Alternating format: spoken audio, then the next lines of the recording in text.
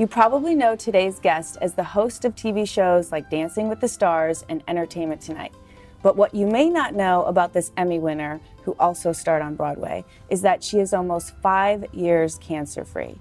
And she is passionate about you living your healthiest life. She shares all her tricks in her new book, Your Healthiest Healthy, The Beautiful and Talented Samantha Harris. That is like the nicest intro ever. Like, thank you. I was like, I'm introducing an Emmy award-winning host. I better freaking get this right. You knocked it out of the park. You did a great job. I was a little nervous, to be honest with you. You did a great job. But thank you first of all, congratulations on being cancer-free 5 years. Thank you. Thank you. We're huge. Says, being blindsided at 40 with a 3 and 6-year-old with a cancer diagnosis for anyone is life-altering in so many ways. And to be here and stronger and fitter and healthier and more energized than I've ever been 5 years later is a tremendous thing. So I'm happy to be able to share it with other people and be able to celebrate the moments. Well, and I think that's the craziest thing is I've watched you for years, and I think many people have, and you've been on dozens of magazine covers. You looked amazing and healthy, and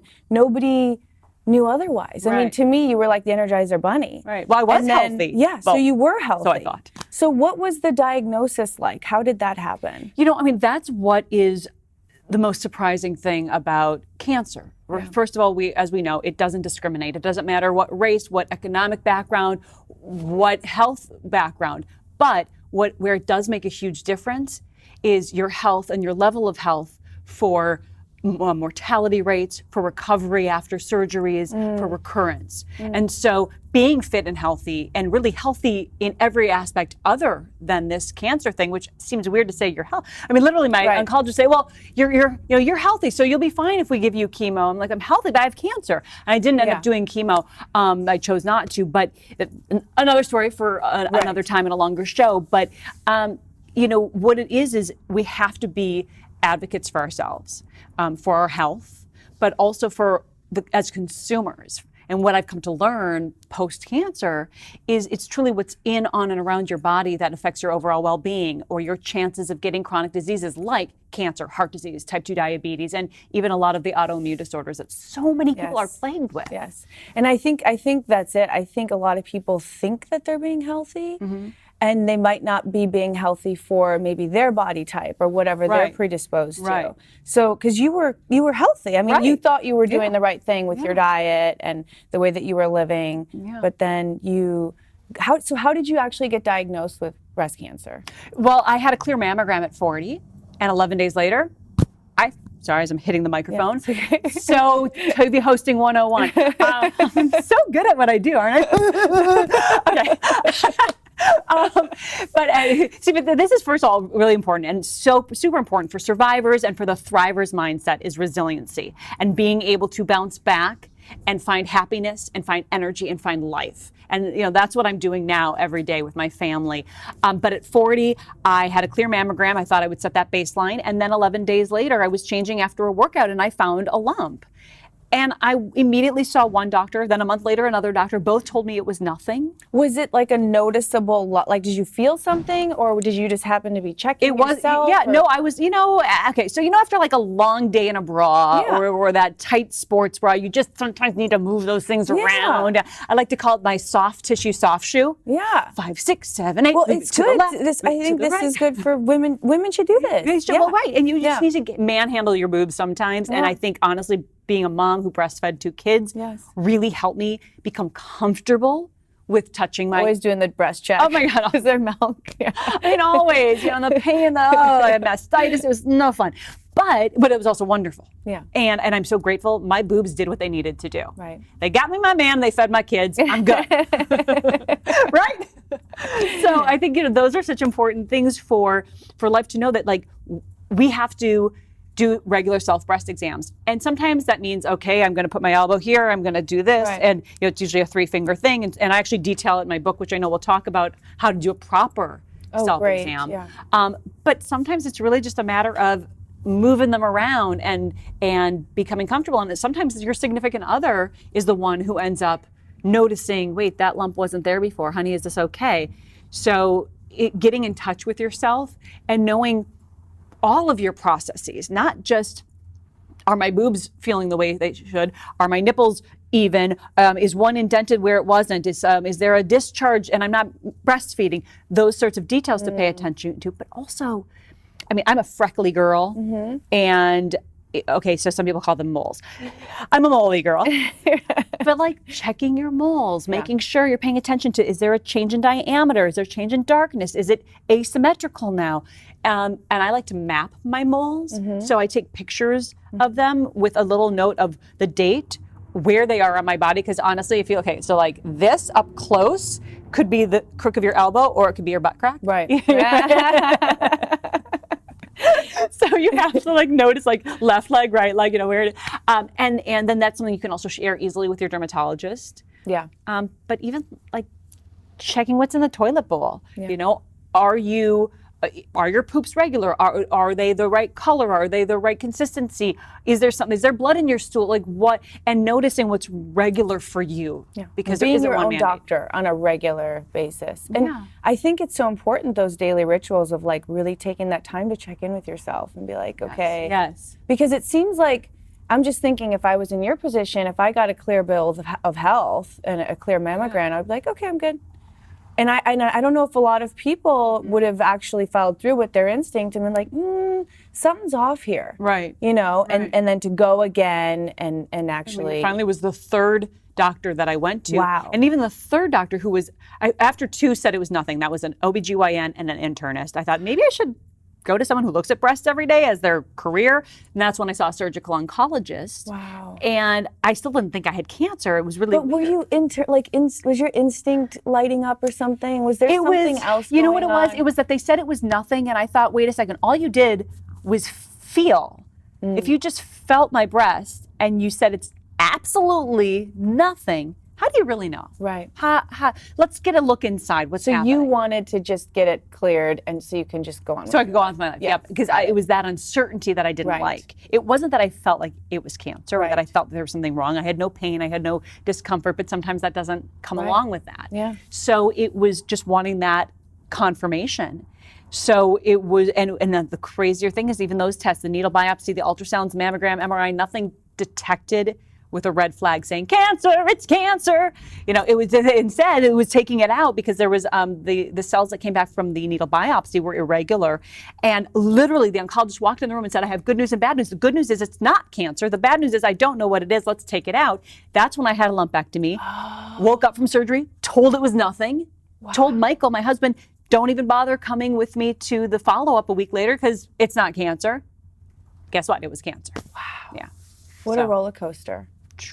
What was the process like? Because you're a mother of two girls. Yeah. How old are they now? They're now, my goodness, 8 and 11. 8 and 11. Yeah. So at the time they were quite 3 and 6. Yeah. They're I mean, ones. how did you handle that? Like, did they know what mommy was going through? Or? No. After the lumpectomy, which is a few days in bed for recovery, then I had my double mastectomy with reconstruction, stage 1, and then 3 months later, stage 2 reconstruction. And for those two big surgeries, I had to be in bed for 3 weeks straight, only getting out of bed for 20 minutes every couple of hours. So they knew something. So they knew something was off. Yeah. So we were very upfront. There's actually one thing that I'm really proud about in my book is that I have a sort of scripted dialogue of how to have a conversation with your child based on the ages about any sort of health diagnosis. I love that. And so, the way you tell your 3-year-old is a lot different than the way you would tell a 12-year-old. And what do those conversations look like? So we, for our 6-year-old, we gave her the words breast cancer. We wanted to make sure that she wasn't on the playground and had some kid who heard from my mom, who heard from someone, oh, your mom has breast cancer. What's that? And make it scary. And the other thing is you want to make sure, especially with the little ones, like a 3-year-old, you don't want to say, oh, well, mommy has a boo-boo, so I'm going to the hospital and having major surgery and going to be in bed for 3 weeks because next time they fall and scrape their knee, do I have to be in the hospital? Yeah. That's interesting. Right. So frame of reference. And then for teenagers, they immediately go, of course, to social media. They go to the internet. They do a search. Well, if you Google breast cancer, let me tell you, you're going to be scared out of your wits what you read. So being able to provide them with the right resources and say, hey, look, let's go to Komen.org or cancer.org, which is Susan G. Komen or the American Cancer Society. They're great resources.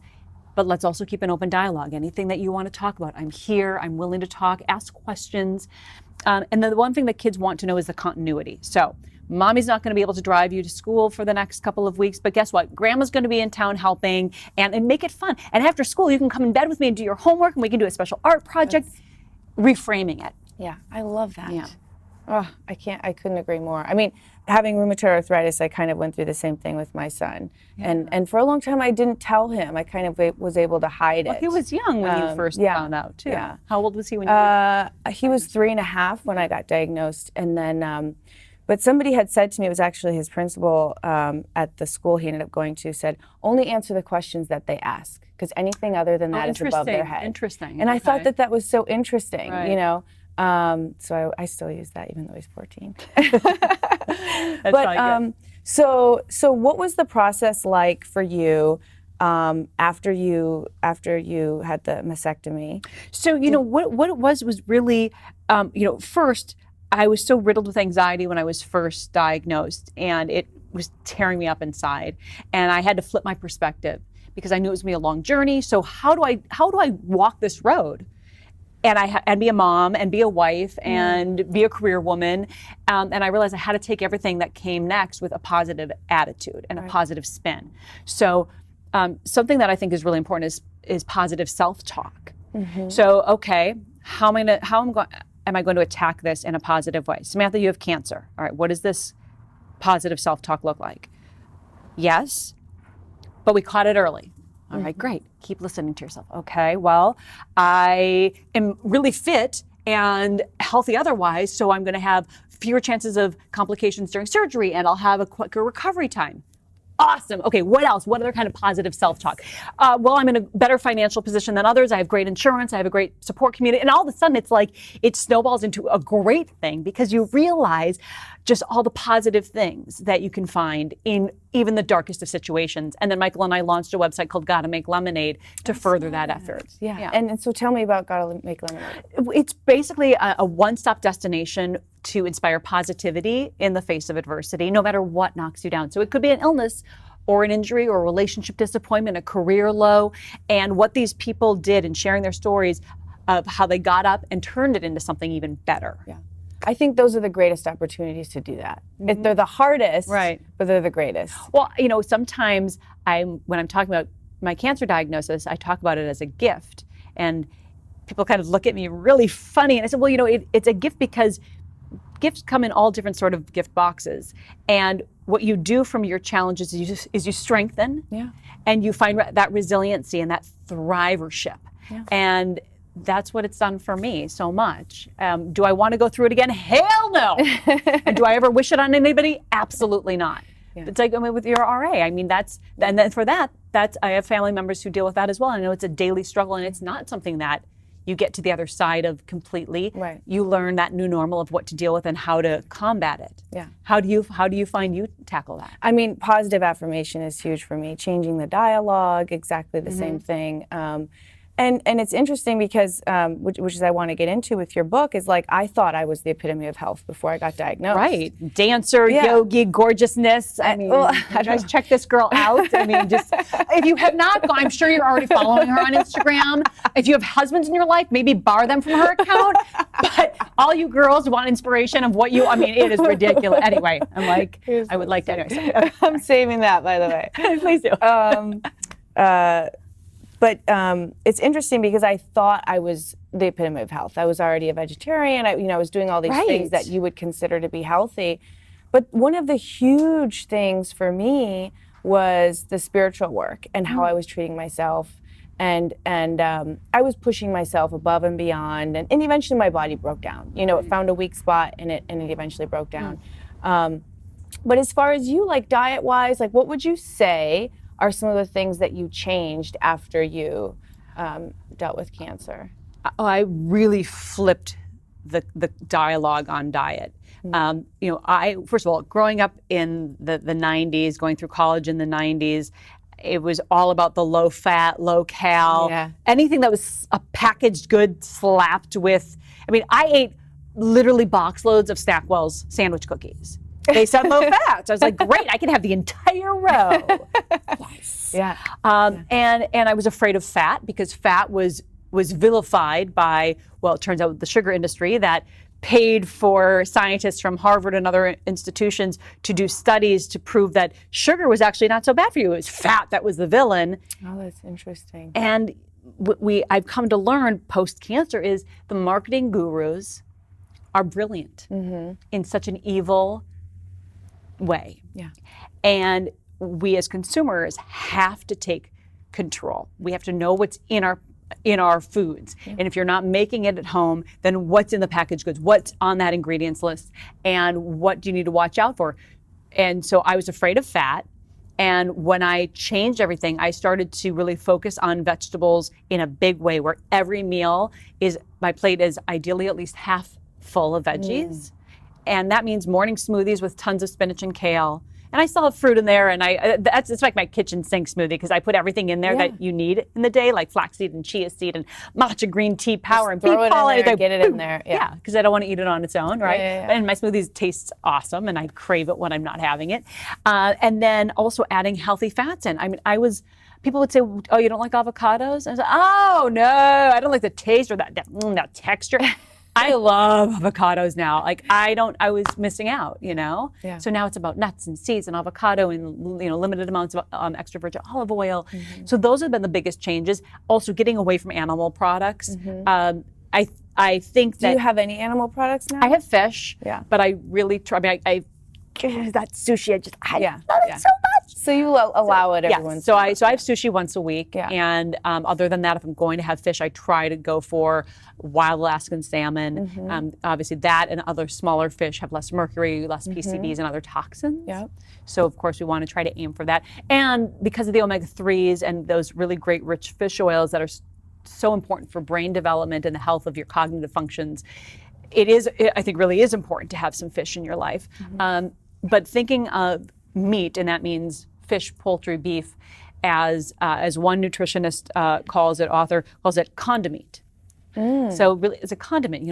We reversed it in America, where it's like all the meat and then tiny little vegetable. Yeah, right. I agree. If we don't eat a 12-ounce steak, it might be fun to eat, but our body's like, please no. Yeah, I've been lucky because I never really liked meat, so much. So it was never really difficult for me. Right. Yeah. That's well, and I think for those people, I grew up in Minnesota eating like literally every part of the cow. I grew up in Chicago. Right. Yeah. It was the same thing. When I first became a vegetarian, my grandma's like, "You're gonna die." I know. Probably. I bet. Like they really actually thought I was gonna die. Right. You're not getting all the nutrients you need. You're not getting Which enough is protein. exactly what you're saying. Is that we were taught to, we were raised to believe something, and you kind of have to see who's writing these articles, who's behind it, what's going on here, and I think if you just stay fresh. And I always say stay on the outer aisles of the supermarket. Of the grocery store. Great. No, it's such a great tip. Then you'll probably be a little bit better. That's where the produce is. Yeah, right. And I also the quality of what you're eating. So some people look at me and they're like, Samantha, I'm not going to give up red meat. I love red meat. Okay, fine. Have your red meat. Have it in limited quantities, 2 to 4 ounces max. Yeah. And make sure the quality is good, grass-fed, organic, and don't char it to nothingness because the more carcinogens, the more you cook it. And I think it's supply on demand. So the less we do eat of that, then or the more we eat of organic, then the more it'll be available and the price will go down. Because the demand is there. Yeah. A lot of people say, well, I can't afford all the organic berries and things. Well, the Environmental Working Group is a great resource, EWG.org, and EWG has a list they put out every year, the Dirty Dozen, and then the Clean 15. So it's basically a list. I mean, there's a lot more than just the 12 and the 15 because it's from 1 to I think 100, but the most pesticide-heavy fruits and vegetables to the least. So if you're budget conscious, then make sure that those Dirty Dozen are organic and look to frozen options, which are sometimes picked at the peak in nutritional value, and big outlets like the Costco's and Walmart's and Target sometimes have really great priced organic frozen fruit and vegetables. It's getting better. It's getting more available for other people. Yeah. So what do you think about, I always have told people, having rheumatoid arthritis, one of the things that I changed was all my skincare, which is why I started my own skincare line. But people don't realize that our skin is our largest organ. So whatever we put onto it actually gets absorbed. Yes. And it goes into the bloodstream like that. So did you also change a lot of your skincare and, I mean, your laundry? I mean, people don't realize everything that we touch is, Right. you know. Right, what we're wearing on our body. I changed everything. First of all, I think it's really overwhelming when you hear somebody say that. Yeah.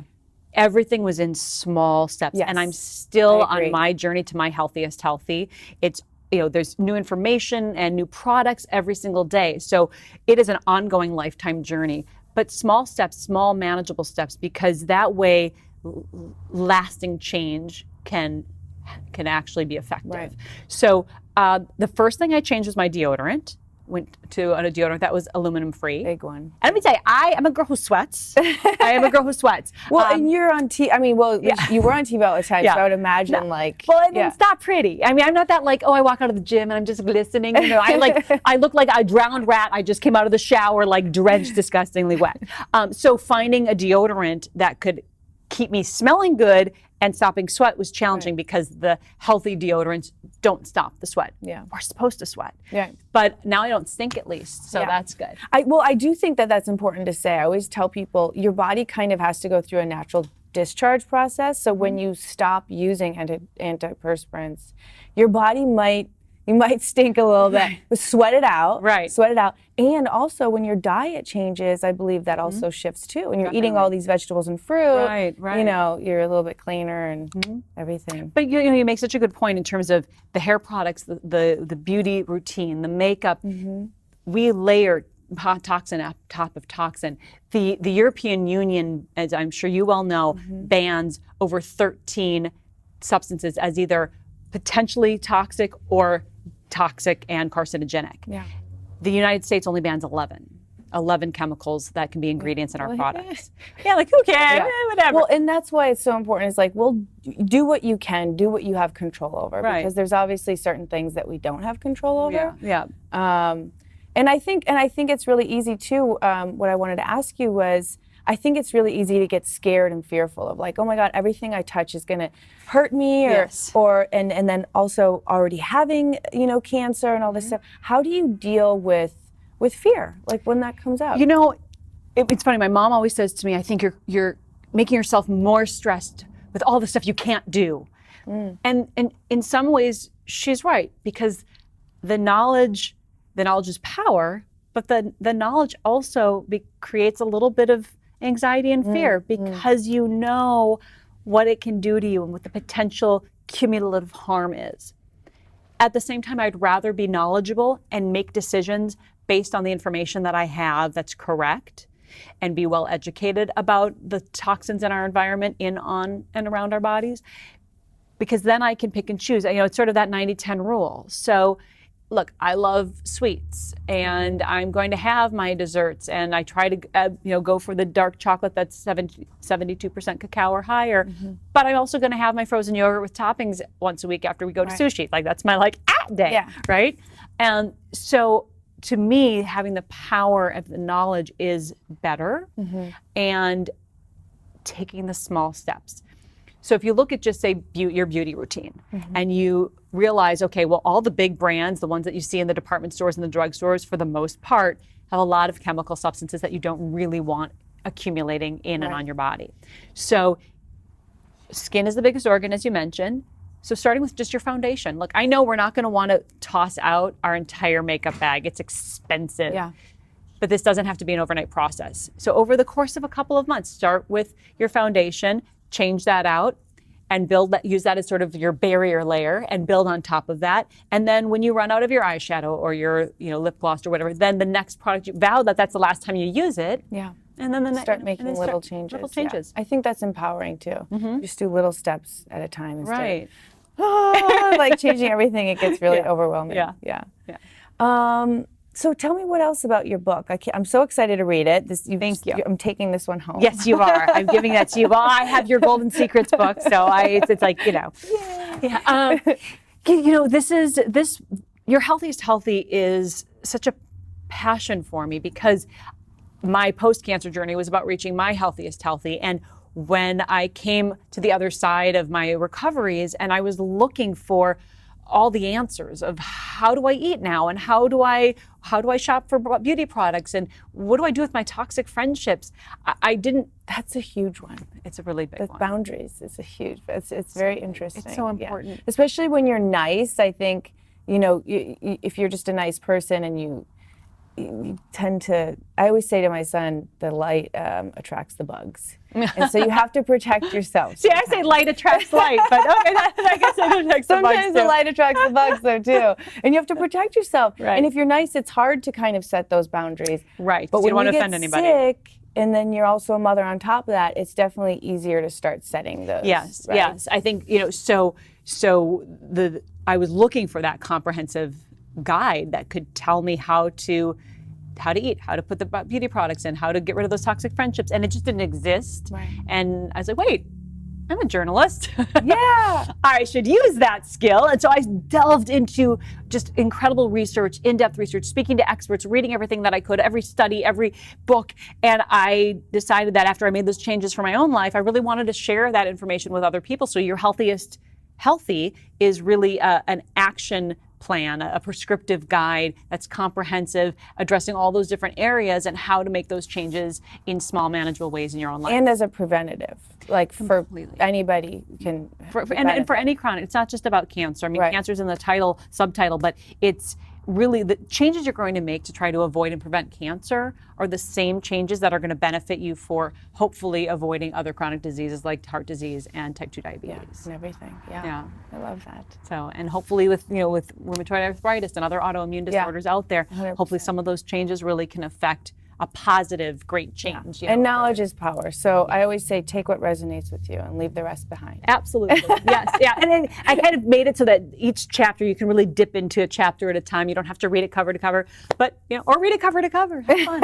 and then I'm really active on my Instagram now, trying to give other tips and advice. And well, I love that. I just realized that as you were talking, I was like, I met you on your birthday, and you were still writing the book. Yes. The book wasn't out, and we talked a little bit about social media, and I was like, you need to just share everything, like your house and your kids and like everything that you do. It's so cool. It seemed very invasive at first. I was like, I don't know, I'm so private. But I think that especially with my cancer journey, I chose to be open about it, and I realized that is having a positive effect for other women that I've been able to meet. I do a lot of speaking engagements throughout the country, and I love it so much because not only do I get the message out to a broader audience, but I get to have that one-on-one time with people all over the country who I normally wouldn't be able to talk to. But through Instagram, I've been able to connect with a lot of wonderful people, and it's been a great outlet. So I'm continually putting out new information and answering questions for people, and I'm hoping to put together soon a seminar where I can do small group, face-to-face through online kind of video chat thing. And so I'm figuring out what that looks like and what people want to hear about. That's great. So, yeah. And I love it. I mean, I think about it like even with Instagram, if one person might see your post and be like, you know what, I should go get a mammogram. It's worth it. Yeah. It makes and that has happened to people that I'm sure. I'm thinking about it. I'm like, I need to go get checked. Right? I'm gonna go do a boob check after this. Have you had one yet? I have. Yes. Okay, good. Yeah. Okay, good. I was gonna get on her case otherwise. But I'm gonna do a check myself. No, that part's very important. That is important. That's that's the day to day. So you've already shared so many secrets, and I'm so super excited to read your book because I know there's so much information in there. Thank you. But I always like to ask my guests, what is your golden secret? Ooh, let's see. My golden secret. Whatever comes to mind. Well, I was going to go naughty with it, but I'll try to keep it clean. I have been married for 15 years. It's very important to keep that alive. You know what I mean?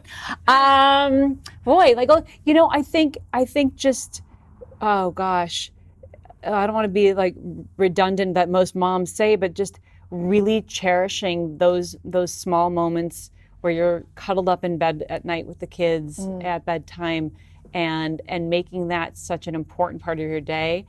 To me, that reconnects us. That's sort of that golden secret where I can reconnect with the kids in a way that even we try to do the dinner table too, multiple times a week as much as possible, have family dinners, but with the kids' schedules, the older they get, as you know, harder it is. Yeah. But that crawling into bed and just, the bed. nuzzle them. I don't have that right now.